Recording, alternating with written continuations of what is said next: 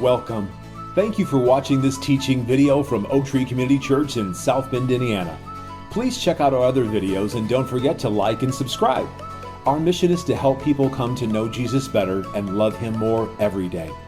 We believe this will not only help our own spiritual growth, but also help us better influence the community and the world for Christ.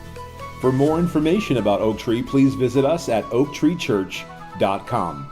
There you'll find past message series, online giving options, and more information about our discipleship process that we call The Path. Now enjoy this message. We'd love to hear from you in the comments or the website contact form. Thank you.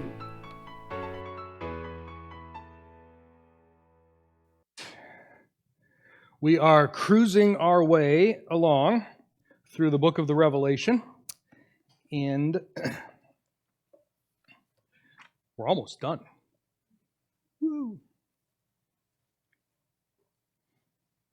Obviously, that lack of enthusiasm tells me that you want to stay here so much longer.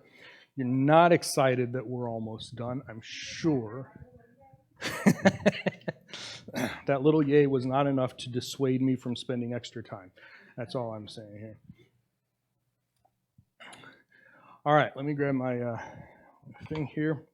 And we're actually going to start over here on the timeline because I'm going to tell you, I'm going to just start right up front here.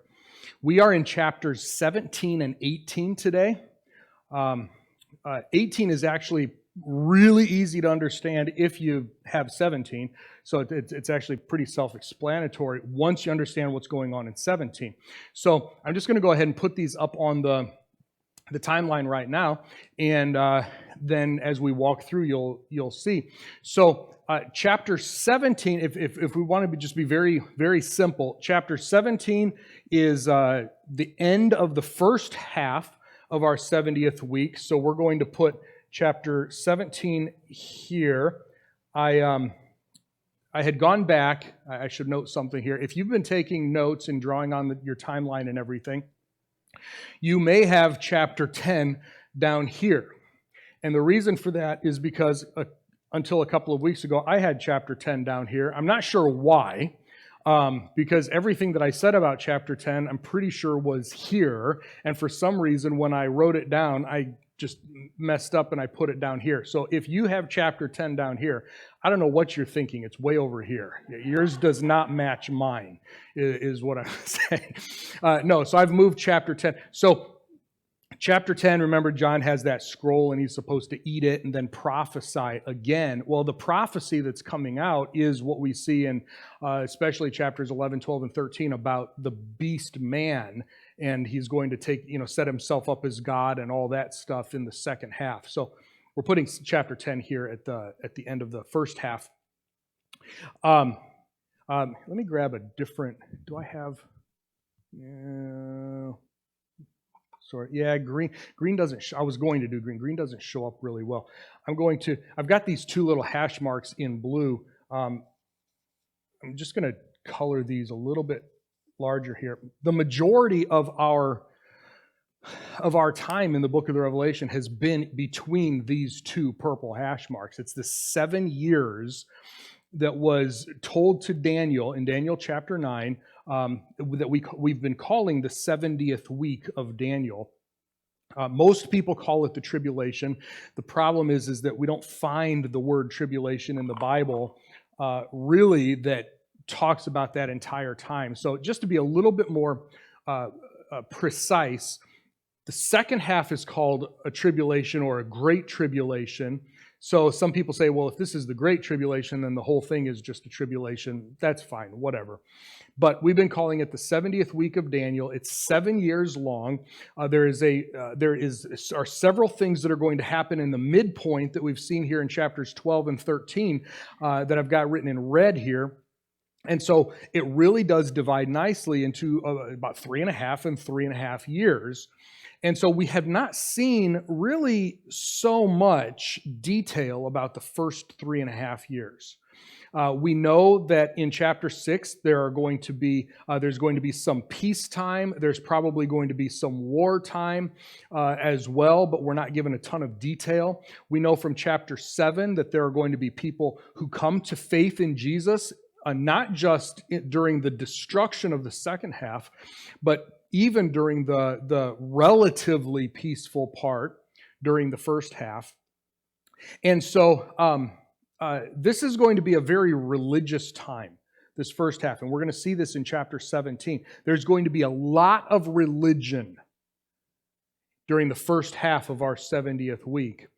And that's going to come to an end at the midpoint, and that is when the Antichrist, or that beast man, is going to either be killed or at least look like he's killed. Some people say that he's not actually going to be killed and resurrected. It'll just appear that way. Regardless, whether it appears that way or it's true, at this midpoint, Satan is going to either indwell or possess or control the beast man, the Antichrist, in a way that has never been done before in human history, even in this first half. And he is going to set himself up as God and demand to be worshiped for the rest of this time. He thinks it's forever, but it's really only for the rest of this time. And at that point, when he declares himself God, he is going to say, no more worship of anything else. If you worship anything or anyone else, you will be killed. I am your only object of worship. And that's going to happen around the midpoint. Well, before that, it's going to be a very religious time. And we'll see that in chapter 17. Chapter 18, yet again, we're getting really crowded here at the end of our 70th week. Chapter 18 is going to tell us about a judgment that happens toward the end. And I think it's all locked up with the bowl judgments that we looked at last week in chapters 15 and 16. It's all sort of the same thing, but from a different perspective. So we're seeing two announcements of judgment. One on a religious system and one on the rest of the world system here. And so, chapters 17 and 18 on my slide. I switched slides. Chapter 17 and 18, if we can, there we go. Describe the destruction of the beast system. Now, the term that is going to be used in these two chapters is Babylon. Okay? Now, some people want to spiritualize that completely. It is purely a spiritual term. And I believe it is a spiritual term, but I'm also going to interpret it literally as well. I think it's both. I think we're going to be we're not going to be here, but I think the world is going to be seeing a literal, physical, rebuilt Babylon in modern day Iraq. Okay? Not everybody believes that. That's fine. But I think everybody understands Babylon from a spiritual perspective, as we'll see here in chapters 17 and 18. It's the system, it's the satanic, the anti-God system that really goes all the way back, at least to Genesis chapter 11, where we have the Tower of Babel. Okay? That's not just a play on, it's not just a coincidence that those two things sound similar. Okay? It was there at the confusion of languages that the tower was being built, and the people, in fact, let's go back to Genesis chapter 11, because that's really what sets this up. Okay? You can't, I've said so many times, you can't understand the Revelation if you don't know the Old Testament, right? Well, this is one of those instances where it really sets up where we're going with this. Now, Genesis chapter 11, this is after the global flood. I believe in a literal global flood.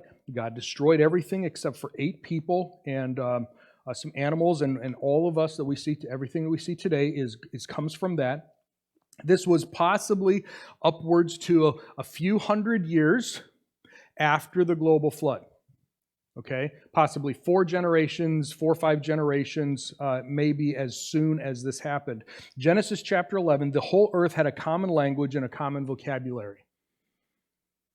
How'd you like to go anywhere on the planet and just be able to speak with those people anywhere else on the planet and have no problem because it's all the same language. I would love that. Okay, I don't mind. I mean, I love languages. In fact, I really love hearing people pray and sing in their own language. I really do. When I'm in a different country, sometimes in this country, when I'm in a different country, and they're praying, when I'm teaching online and I have an international student or somebody whose English is not their first language, I encourage them. So I'm not going to say amen because I didn't know what you said. Okay, I'm not going to sing with you if I don't know the song and I don't know your language because I'm careful about what I sing. But I love hearing praise. I love hearing singing. I love hearing prayer in other languages because it reminds me of what's coming. As we'll see in the next couple of weeks, all languages, tribes, tongues, everything, nations are going to be in eternity. And I think we will be able to understand, or we'll have eternity to learn all these other languages. Maybe that's why eternity is so long, right? Some languages are more difficult than others. We're going to be praising God. And I believe that the languages are going to continue. Some people don't. And again, that's fine. This is not, a doctrinal thing that I'm willing to die on. But at this point in Genesis 11, the whole earth had a common language and a common vocabulary. And when the people moved eastward, they found a plain in Shinar and settled there. Shinar is where, as we look throughout the Old Testament, is what we today would call Iraq. That is modern-day Iraq. Okay, where what ancient Babylon and everything was. They said to one another, "Come, let's make bricks and bake them thoroughly." They had brick instead of stone and tar instead of mortar. Building a city, building a tower, building all that, that's not the problem. They said, "Come, let's build a city with a tower with its top into the heavens." We want to get into heaven. We want to go so high so that we make a name for ourselves. It's all about us. Okay, they'd have to switch that last song around. Okay, not to you, but to our name be the glory. Okay, they'd have to switch that around. It's not about God. Let's build ourselves a city and a tower that reaches into the heavens, maybe your translation says, so that we can make a name for ourselves. Otherwise, now here's the key. Otherwise, we will be scattered across the face of the entire earth.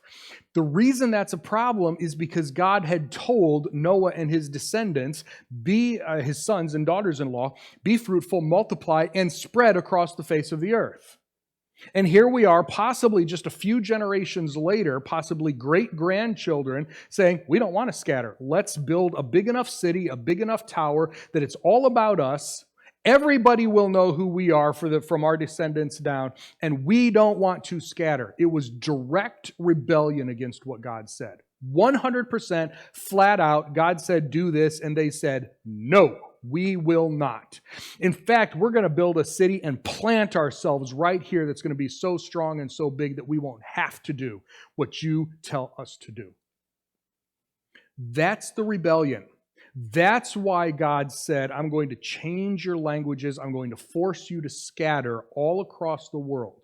Okay? Languages are not bad. They were just a tool that God used to force everybody to scatter at that point. What I find interesting is that once everybody's scattered and now we've filled up the entire world, we haven't, we got tons of space, but now that we're all over the world, let me put it that way, God has chosen not to bring us back into one language. Okay? It's like, okay, we've scattered, can you fix this now? No, I'm going to keep it the way it is. I've actually had people tell me, languages are a curse. You are not supposed to learn other languages. You're supposed to just have the language that you were born with or you grew up with or whatever. Learning languages are a curse of God because of Genesis 11. Thou shalt not learn other languages. Like, I don't think that's the way we're supposed to interpret this. I don't think that's the way it is. Who's I telling that? Somebody actually asked me that. It was a class I was teaching. Maybe it was in Hungary one of these last... Oh, yeah, I think it was this session when I was in Hungary last time. And somebody asked that. So does that mean we're not supposed to learn other languages because it's a curse of God? I'm like, Well, you'd better hope not, because you guys all know multiple languages. You're from 15 different countries, and you're speaking English and all this other stuff. I'm a typical American. I don't know anything, right? Typical American. English is the only thing I speak. So actually, I'm more spiritual than you are. So you'd probably better get right with God and forget all your languages, if that's the case. Obviously, a little sarcasm. Yeah, yeah. Right, yeah, I'm not. It's not a spoken language, and I don't speak it. Yeah. I'm trying to stay good with God and skirt the issue, right? No. So what we have here is in this plain of Shinar, in this modern day, or this what we call Iraq, we have the beginnings of a rebellious system, and this system, starting in Genesis chapter 11, finds its way all the way through the scriptures. It's had different names in different cities, but the system of rebellion, the system of it's all about me, it's not about you, I'm forgetting you completely. We're going to make a name for ourselves. We are going to live in direct rebellion against God. That is a system that has permeated mankind. And when we get to the end times, it's interesting as we come to Revelation 17 and 18 that it is called, the system is called Babylon.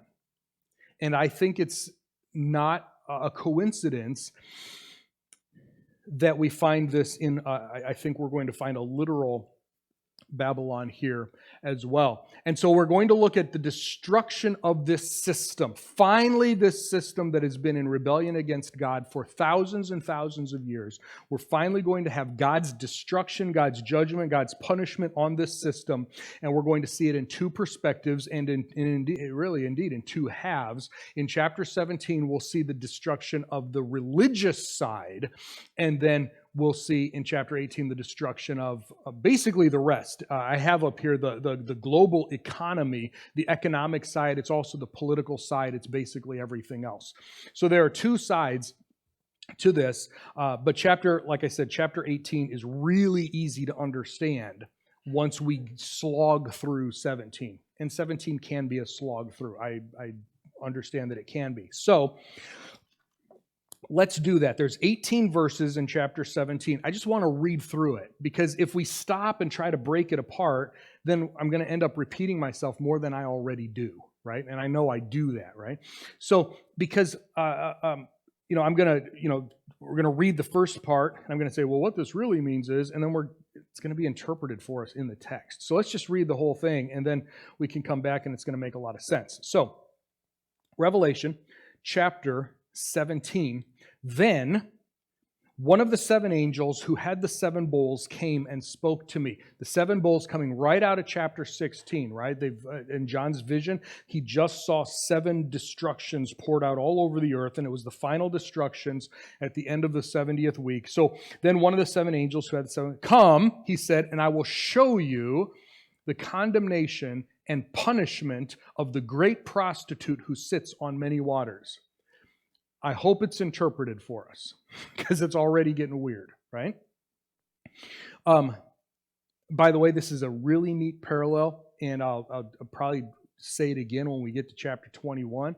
But John, in just a few chapters, is going to hear the words, come, and I will show you the great city, the bride of the Lamb. There are going to be two cities contrasted. Two women contrasted here between chapter 17 and chapters 19 and 21 here. So I just put that in the back of your mind, and when we get there in a couple of weeks, we'll see that.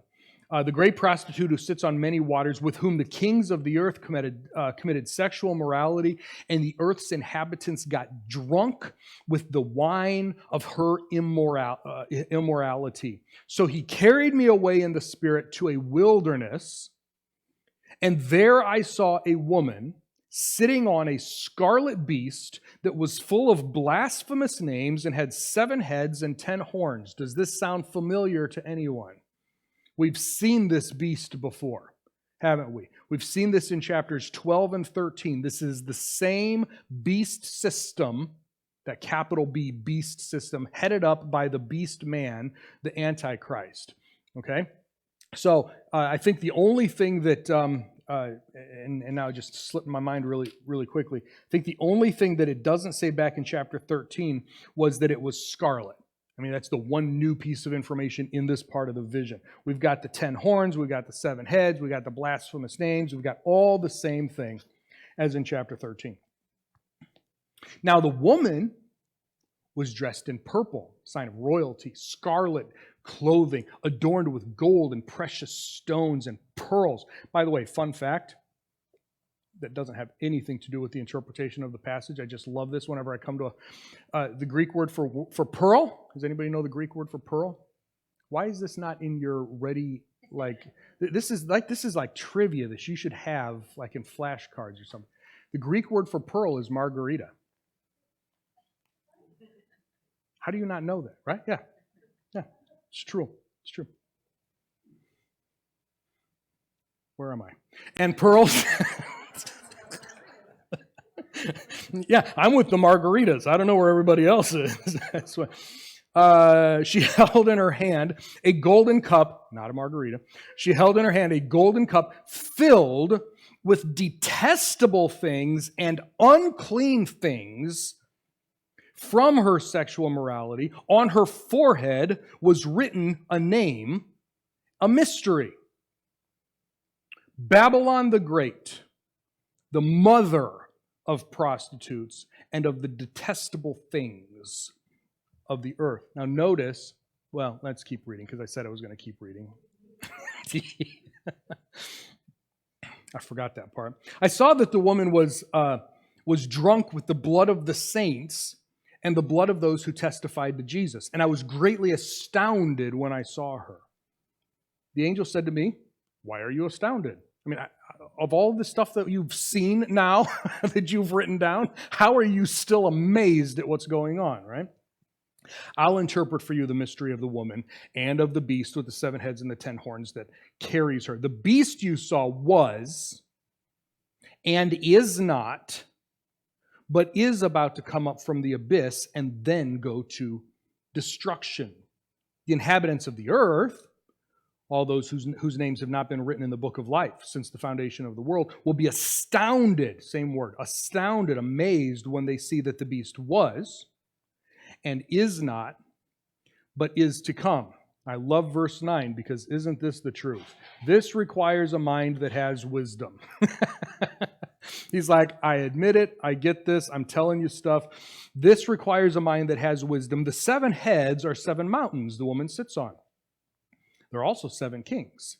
5 have fallen, 1 is, the other has not yet come. But whenever he does come, he must remain for only a brief time.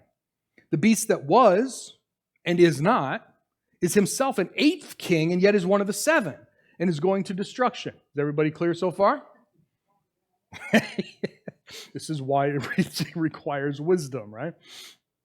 Verse 12, the 10 horns that you saw are 10 kings who have not yet received a kingdom, but will receive ruling authority as kings with the beast for 1 hour. These kings have a single intent.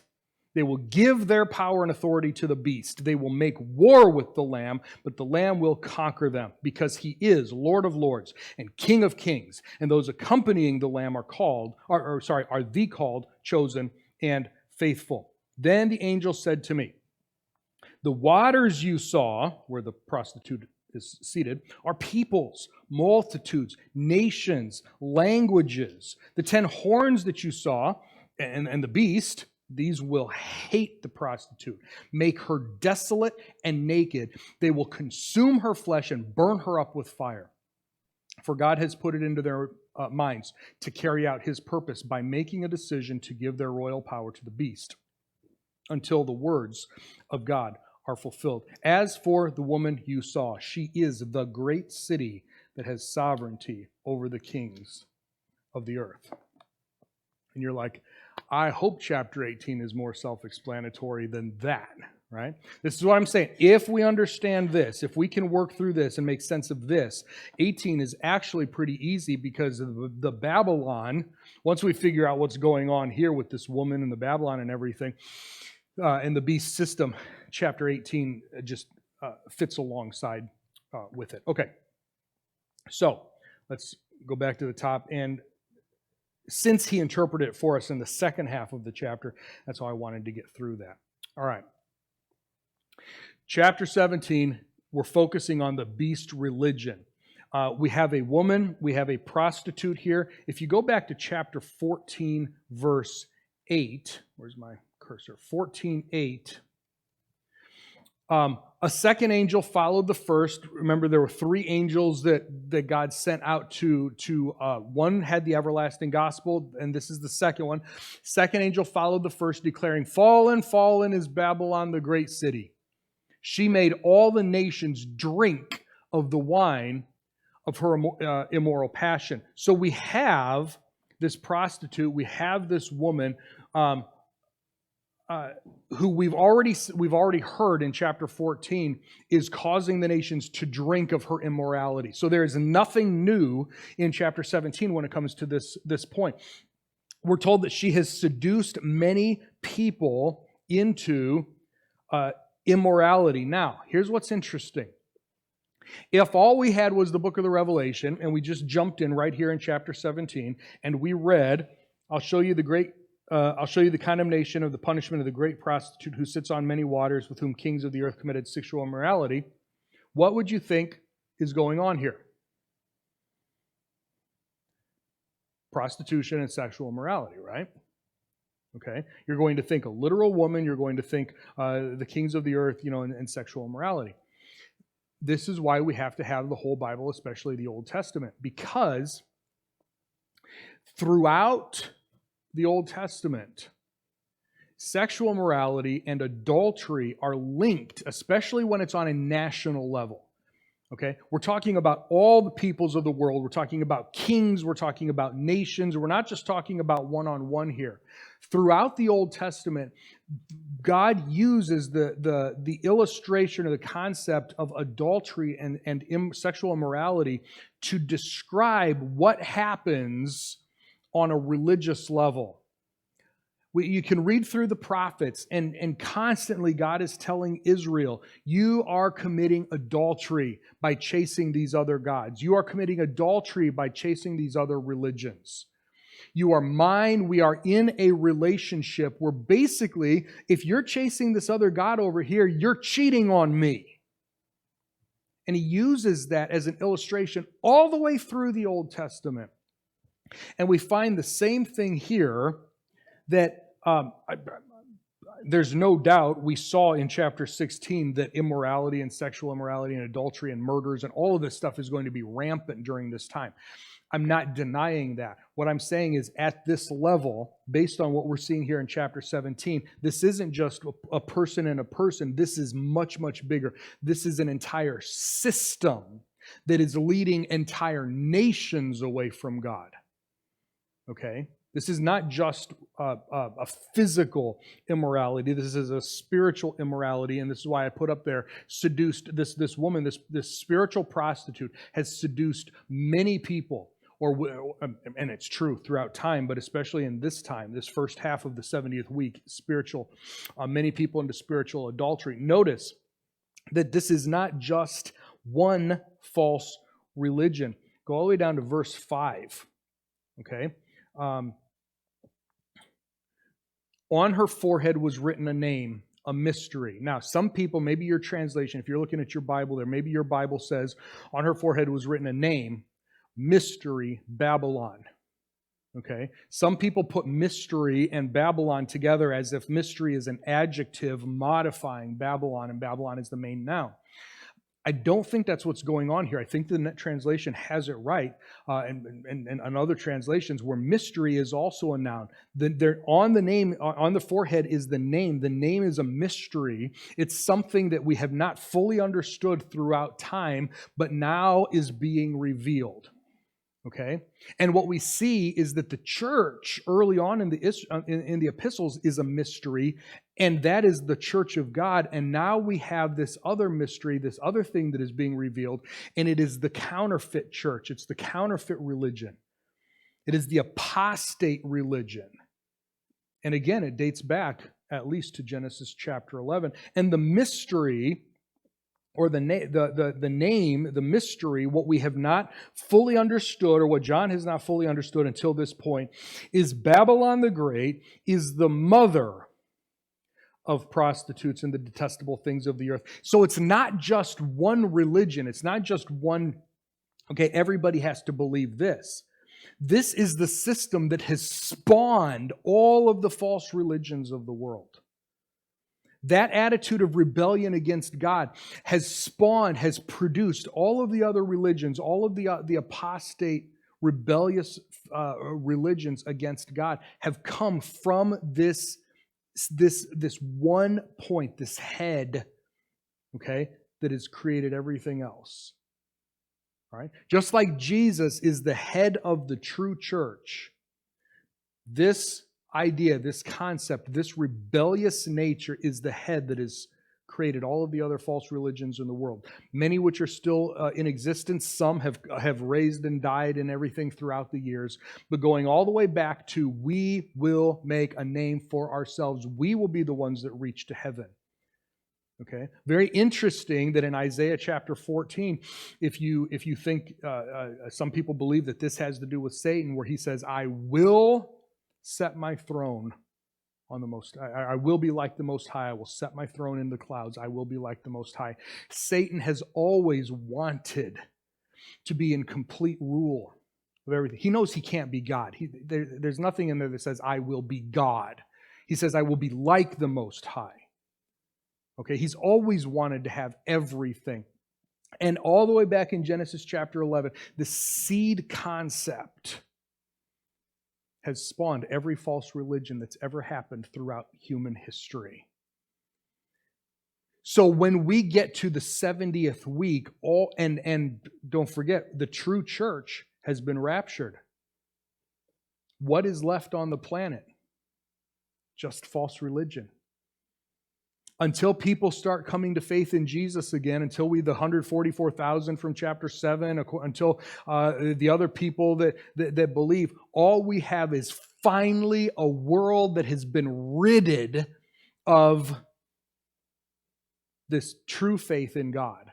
And it is all false religion all the time.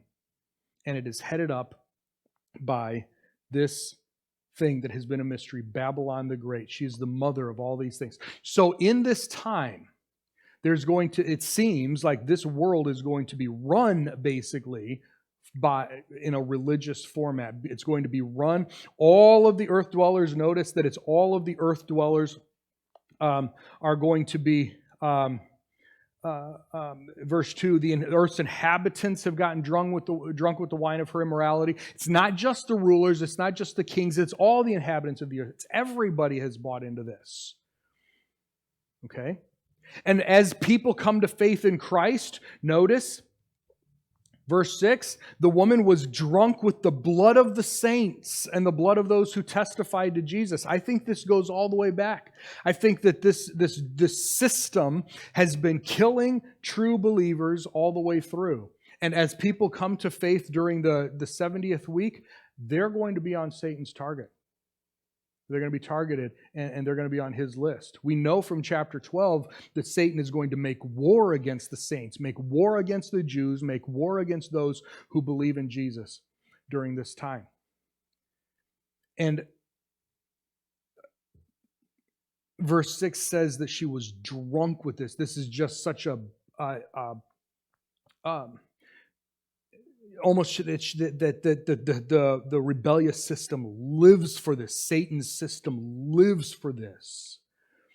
And somehow this world is going to be run by an apostate counterfeit church with lots of little false religions. I don't know how they're going to be able to get along. Some of them don't believe anything like each other, but somehow it's going to work.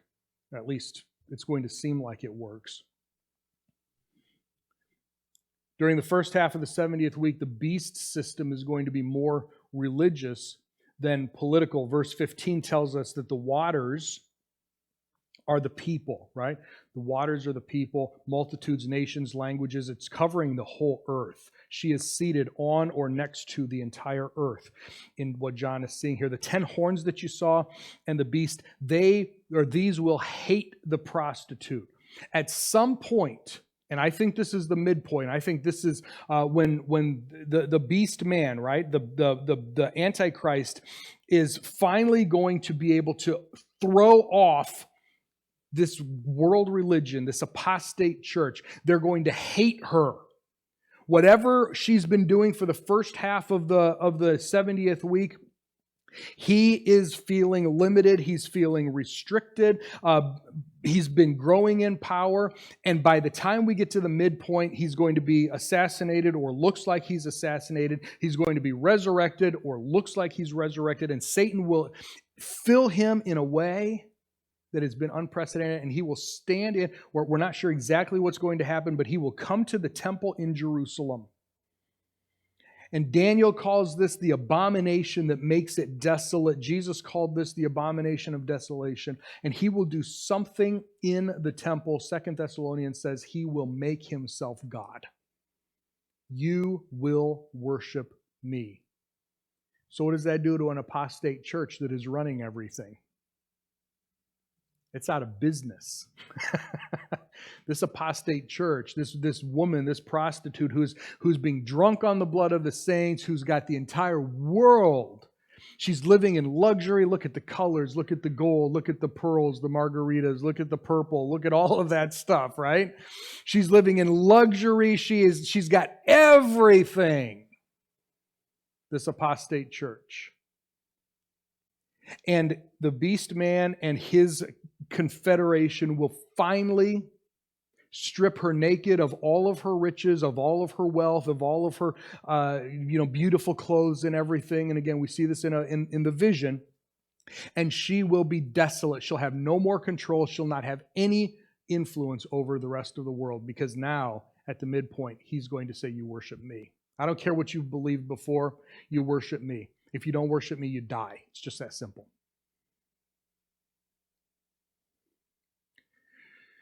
That's what's happening in the first half of the 70th week. Now the beast, we've already been told about the 7 heads. We've already been told about the 10 horns, but we get a little bit more information now. Verses 9 and 10 say the 7 heads are 7 hills. And some people look at this and say, aha, aha. This absolutely has to be the Roman Catholic Church. Has to be the Roman Catholic Church, because Rome was built on 7 hills. There it is. There it is. Rome was built on 7 hills, and the 7 heads are the 7 hills, so, and the Pope wears nice clothes. So obviously, has to be the Roman Catholic Church that we're talking about. Once the true church is taken out, the Roman Catholic Church is going to take over, and that is the apostate church. Is it possible? No. I don't think so. Here's why I don't think so. Because the apostate church that we're going to see is headed by the mother of prostitutes, not one of the children. And the Roman Catholic Church had a beginning, only about 1,600 years ago. The Roman Catholic Church does not date back to Genesis 11. Okay? Now, I believe, and I think it might be on a later slide, I believe that the Roman Church is probably one of the descendants, but I don't think it's the mother of all apostasy. Okay, I think there is a system behind it that creates the mother of all apostasy. Will the Roman Church be represented during this time? Yes, absolutely. So will the Baptist Church and the Presbyterian Church and all of the other, religions out there, where people who don't truly believe in Christ and have just been playing religion this whole time. There's not going to be a single denomination, a single church, a single anything organization where everybody's going to be gone at the rapture. Okay? The only thing that everything is going to be gone at the rapture is the true church, regardless of the denomination they were in, regardless of the church that they attended. Only true believers will be taken at the rapture. And yes, there will be Baptists and non-denominationals and Presbyterians and Methodists and Catholics and everybody else left over that move into the 70th week. Because it's not about the church that we attend. It's about, do we know Jesus Christ as Savior, right? It's only the true church that will be taken out. So yes, the Roman church will be there, but I don't think it's the head of the thing. Because it also says that the heads are also 7 kingdoms. Okay, 7 kings or kingdoms. Now, some people, again, look at this and they're focused directly on Rome. And so they say, okay, which are the 5 Caesars that were before John's time? And then there's the Caesar that was during John's time. And then there's the 7th one that is still coming. Oops, but hold on a second. What about the 8th one then? And we're trying to do the math. And were there really only 5 Caesars before John? And does this one count as one? And how long? It's like, I don't think this is a mind that requires wisdom, means we're supposed to be wasting our time calculating this. Okay, I think it also could, I think it refers more to kingdoms than it refers to individual kings. And you actually can see this in history. 5 before John were Egypt and Assyria, Babylon, Persia, and Greece. There's 5. There's one that is right now. That's the Roman Empire for John. There's one that's coming. That's going to be the first half of the beast system that's ruled by this global apostate church. And then there's an 8th one, which is sort of like the 7, but it's not exactly like the 7. And that's going to be Antichrist after he's been indwelt by Satan, where he's demanding to be God. I think that one makes more sense than trying to figure out individual names and dates. Okay? It's an apostate system that goes over everything, not just specific people. The beast that was, verse 11, is himself an 8th king, yet it's one of the 7. He's going to destruction. It's a promise of destruction there. Verses 12 to 14 say that there are 10 horns on this thing, and there are 10 rulers. And I say that they're future rulers.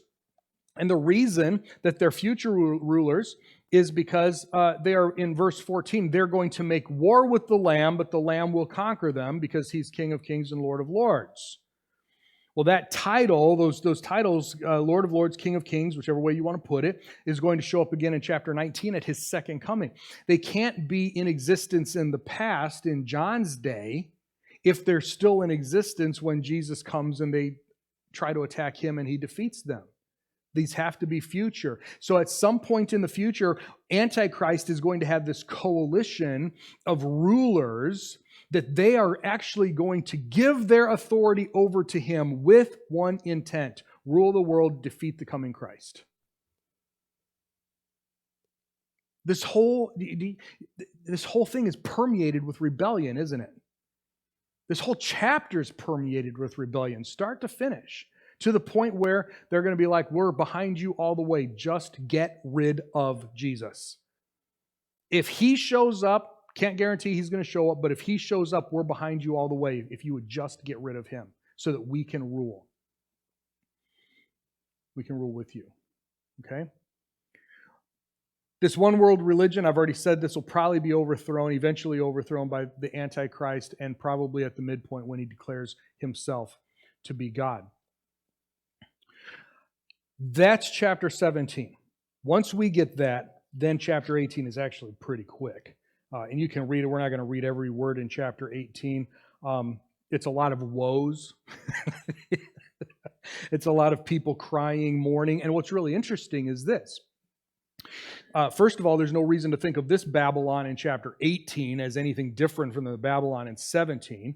I think it's just a different perspective. We're going to see kings and merchants in chapter 18. This is going to be the economic collapse, the political collapse, not just a religious collapse. But what's really interesting is that no one seems to mourn the loss of the religious system, right? Everybody's like, yes, the religious system is done. You know, they strip her naked, desolate, you know, the whole thing, right? There's no mourning, no crying, no anything in chapter 17. In chapter 18, there's nothing but mourning and crying and weeping over the loss of the economic system, over the loss of the political system. That's all that chapter 18 is. Woe to the city of Babylon, we've lost all of our income. That's what chapter 18 says. Whoa, whoa, whoa, we've lost all of, oh, she was so rich and nobody buys our stuff anymore. It's amazing what we get, what we consider important. You hear stuff all the time. Nobody cares about their spiritual life. Everybody cares about money. If that's true even today, which is not 100% true, but we certainly see that. If that's true today when we have the true church and indwelling Holy Spirit, the whole thing, I mean, how much more is this going to be when the church is this apostate fake thing, and it's just a bunch of rules and a bunch of regulations and a bunch of, you have to believe this or you don't have to believe this, or believe what you want, but at least stay in line, or, pay your dues, or whatever it's going to look like. They're going to be like, we want to get rid of this. But man, the economy is really where it's at. We've got to build our businesses. We've got to, do all this stuff. Notice a couple verses I do want to read here. Verse 18, after these things I saw another angel who possessed a great authority coming down out of heaven. The earth was lit up by his radiance. He shouted with a powerful voice, "Fallen, fallen is Babylon the Great.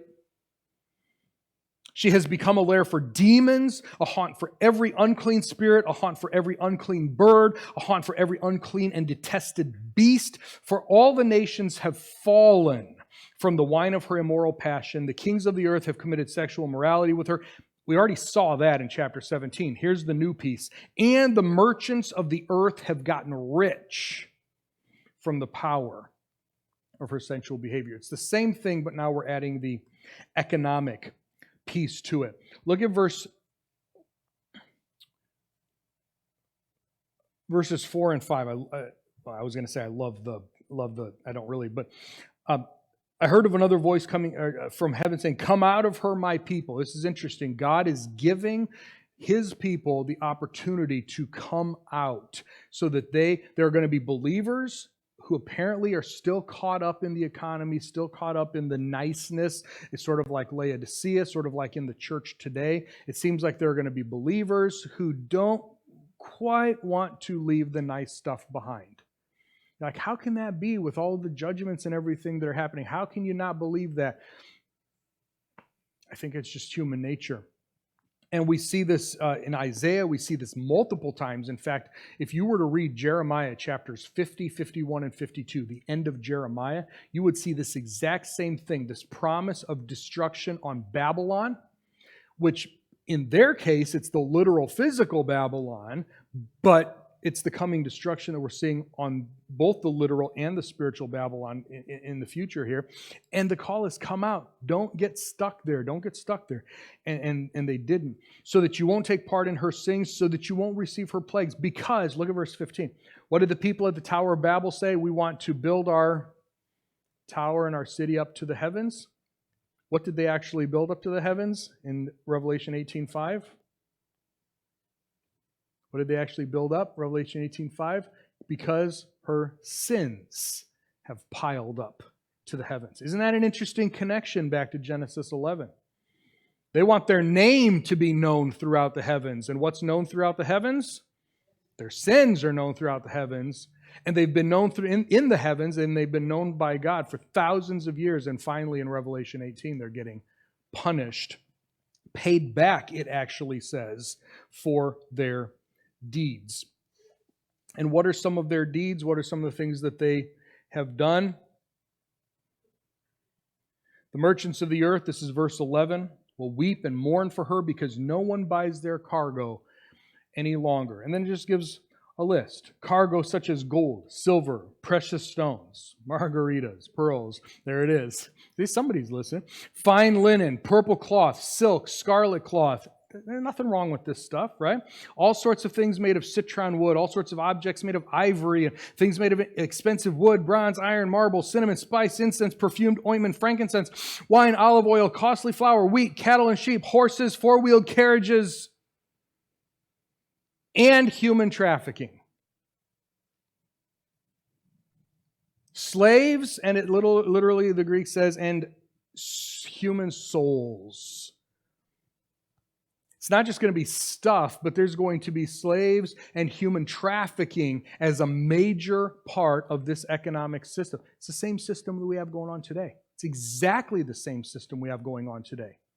And the church is going to be removed, and it is going to flourish even more in a Satan-controlled world. I've said this before. Satan doesn't care about people. He doesn't care about human trafficking. He doesn't care about sex slavery. He doesn't care about the destruction on young men and women. He doesn't care about any of that stuff. He hates people. And so it shouldn't surprise us that there's going to be human trafficking as a major part of the economy, and people are going to weep over the fact that their human trafficking market has fallen at the end of this time. Whoa, whoa, whoa. During the millennium, we already saw a lair for demons and unclean spirits and everything. This is the point. During the millennium, this is going to be not just a desert place, because, Iraq is sort of like a desert now, right? But it is going to be desolate and deserted more so than any other place on the planet. It will be the place. It reminds me of remember The Lion King? The movie The Lion King, right? And they're looking out over what's over there in the elephant graveyard, the desolate place. Don't go over there. That's sort of the picture that I have of Babylon during the millennium. That is the place that even throughout the reign of Christ will be the visible sign of God's destruction on this rebellious system. When will all this happen? Verse 8 says in a single day. Verse 10 and 16, and I think 19 say in a single hour. I don't think it necessarily is literally a day or literally an hour, but I think because both terms are used, it can't be both a day and an hour. So I think it has to be a very short time. I think it's probably the bowl judgments that will take place very quickly in succession is just going to knock down in chapters 15 and 16 at the end of the 70th week. I said that God is going to give the chance for one last chance for Jews to escape and turn to Him. And I mentioned Jeremiah chapters 50, 51. You can also read chapter 52. Here's a couple of thoughts as we wrap this up. I told you we're not going to read all the way through 18. You can read through that. We can talk about it in the second hour. Because it's just woes on the economic system. Here's a couple of thoughts. Number one, our nations today are full of religious, power, and money struggles, aren't they? I mean, look around every nation, religious struggles, power struggles, money struggles. It's not our job to fix nations. It's not the church's job to fix the world, to fix the money problems, the power problems. We're not supposed to take over, okay? We're going to be taken out, and it's going to even get worse before Jesus comes. Only Jesus can fix that problem. But what we can do is we can make sure that we keep the right motivation in our own homes, in our own spheres of influence, in our own lives. We may not be able to fix the government. We can fix little parts of the government. If you are a political type person and you want to get involved in government, absolutely. Nothing wrong with that in any way. But don't think that the church that America is ever going to become this Christian nation where everybody is just, happy and wonderful and everybody's a Christian and everybody believes and it's not going to happen. Can't happen. And it's not going to happen in the United States, and it's not going to happen in any other nation across the world. Not until Jesus comes and rules are we going to have the system that we've been longing for so long. But we can have that system in our homes. We can have that system in places where we actually do have the authority. If your principals or teachers or something in school, you can sort of have that system, at least to an extent. Don't forget there's still going to be unbelievers in that. You can have that. Even the things that we do for our self-improvement, okay, the things that we buy, buying all this stuff, this list of things, other than the slaves and human lives, the list of things up there is not bad. It's okay to buy stuff. It's okay to have stuff. It's okay to improve ourselves. But like we sang this morning, it should be for God's glory, not for our name. It's not because we're building a name for ourselves. We're not making a name for ourselves. That is exactly the opposite of what God wants us to do. That is Satan's system. As we're improving ourselves, as we're improving our families, as we're buying things and we're selling things and we're engaging in the economy of this world and all this stuff, we have to do it with a completely different view.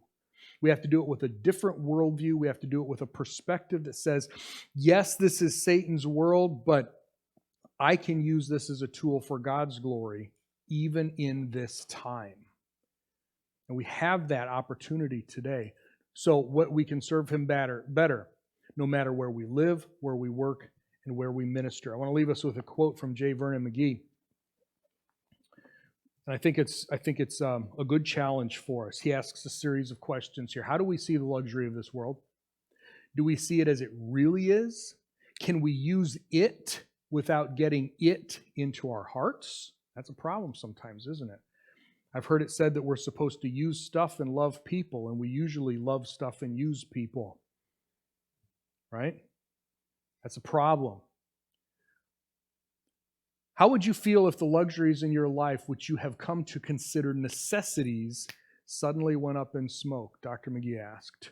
Would it break your heart if you saw the things of this world go up in smoke, or is your heart in heaven, fixed on Christ? I think that's a great challenge for us. I think it's a good question for us to think about, especially as we look forward. We know John tells us in 1 John chapter 2, all this stuff is passing away. We know that. All this stuff is passing away. We don't take any of this stuff with us when we move off into eternity. So are we using it now as a tool for God's glory, for his work, for church work? Or are we getting too attached to it? We can use the stuff, 1 Timothy 6 says, we can use the stuff and lay up treasure and a foundation in heaven without actually loving the stuff now. Don't love the world or the things attached to the world, because the one who loves the world, the love of the Father is not in him, according to 1 John chapter 2, verse 15. You cannot, Jesus said, love both God and money. It's an either or. So we can love God and use money, but we shouldn't do it the other way around. And I think that is one of the big principles we should take away from Revelation chapter 17 and 18.